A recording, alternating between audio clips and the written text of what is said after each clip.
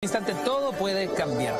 Seguimos haciendo Cultura Verdadera hasta ahora de la noche y queremos hablar de otro hito que marcó aquella década en Chile, el terremoto de 1985.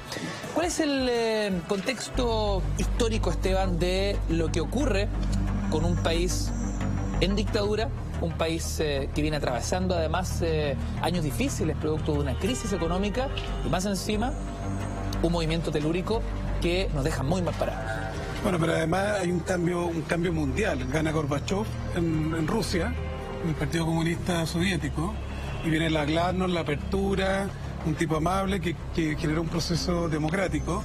Y América Latina recuerda, Ignacio, el año 80, todos los países prácticamente sin excepción, con dictadura.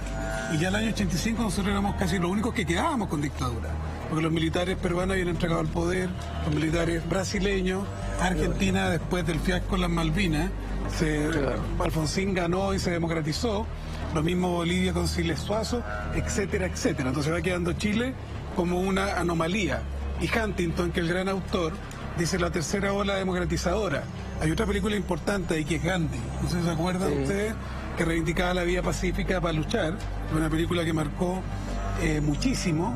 Entonces es un momento de reconciliar la pura pena con energía. Quizás por eso marcó tanto la fuerza de los 80 también de los prisioneros, ¿no? Porque era crítica pero también vitalidad. En cambio antes eran como dos mundos separados. Álvaro, ¿cómo recuerdas tú el terremoto del 85? En el patio de mi casa llegando de un veraneo. Un domingo en la tarde, ¿no? Con una lora que tenía yo. Ah, claro, pero recordemos que el día del terremoto era el último día de las vacaciones. Claro, se volvió mi lora sintió el terremoto mucho antes, porque se puso loca en la jaula, la saqué, caminaba y sintió, los animales son así. Pero fue Mira, yo recuerdo que es como una constante que se repite en Chile. Las tragedias generan esta unión del programa de televisión y la radio y esta fuerza que nace de solidaria, de un país que se levanta. Es como que hay una constante ahí que uno de chico, siendo chico, va viviendo esta cosa y va quedando como en el ADN. Entonces no lo veo distinto al último terremoto que tuvimos. Es como esa sensación de que se repiten esos procesos, solidarios, colectivos. No tuvimos tsunami. En esa oportunidad no hubo un tsunami como el que hubo en el 2010. El terremoto del 85 fue muy fuerte acá en Santiago, la zona central. Yo me acuerdo de estar en el cine El Golf. ¿Te acordás del Golf? Que creo que ya no existe. Yo me siento siempre en la última fila, por suerte. Y viene esta cuestión, estaba con una polola de grilla de coca. Y empezó este coso fuerte, salimos. Y nos paramos justo a la entradita porque empezaron a caer vidrios por todas partes. Tenía unos vidrios muy grandes el cine El Golf ahí en el Golf, precisamente el sector del Golf de Apoquindo. Se empezó a derrumbar. Se caían los vidrios, ¿cachai? Y me acuerdo que había una señora un poco más allá que se aferraba, estaba solita, así, tiritando. La fui a agarrar, la tomé, la llevé con nosotros. Y de ahí la fui a dejar a esta chiquilla. Patricia, ojalá que nos esté viendo la patita, hace muchos años que no la veo, hace caso, otra. ¿Te olvidó? ¿Ah? Me olvidó. No creo que me haya olvidado, pero fue una cosa muy simpática. Oye, la fui a dejar y de ahí me fui a la casa. Y cuando llegué a mi casa, yo vivía solo en aquella época, todo el techo de mi casa, compadre, del segundo piso se había caído. Todo, así, todo. ¿Ya? No era muy buena la casa, ya, como puedes suponer. Así que lo cerré con llave y volví como a los 10 días a un poquitito a limpiar y eso.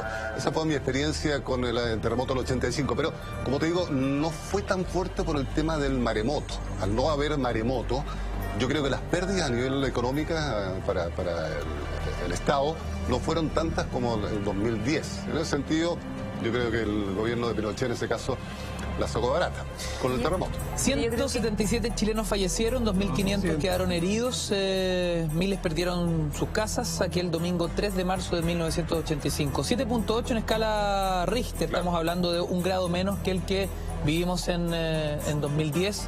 Pero claro, para el Chile de la época fue muy devastador. Mira, dos casos que fue más fuerte. Por ejemplo, en Machalí, que era una zona pintoresca, hacia el Cerro San Juan, que era todo colonial, se vino abajo toda la parte antigua. ¿El 85? Sí, fue súper fuerte en Machalí. Sí.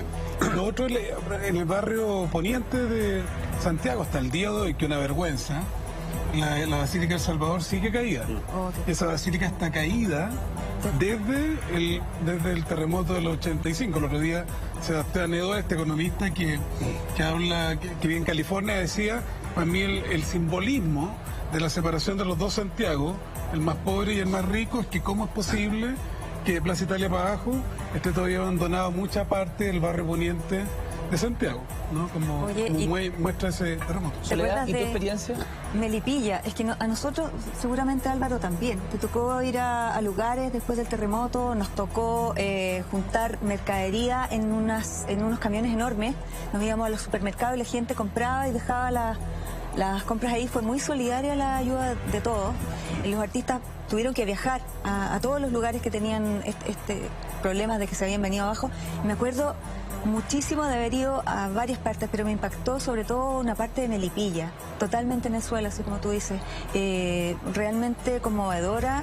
En ese tiempo me parece que los artistas estábamos muy ligados al pueblo, porque cosa que había, estaban los artistas ahí. Cualquier desgracia o cualquier celebración, estaban los artistas ahí. Tú tenías que estar con tu presencia, porque ya no había ningún tipo de otra manera en que tú estuvieras. Hoy día a lo mejor tienes un internet, hay Skype, pero en ese momento, cuando el artista llegaba, era realmente una ayuda y era muy emocionante tanto para la persona que lo recibía o las personas que recibían esto como para uno que estaba participando.